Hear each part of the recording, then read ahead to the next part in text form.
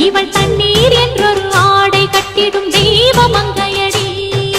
தையம் தீயம் தக்கு தீயம் தக்கு தையம் தீயம் தக்கு தீயம் தக்கு தையம் தீயம் தக்கு தீயம் தக்கு தையம் தீயம் தக்கு தீயம் தக்கு தை பொங்கலும்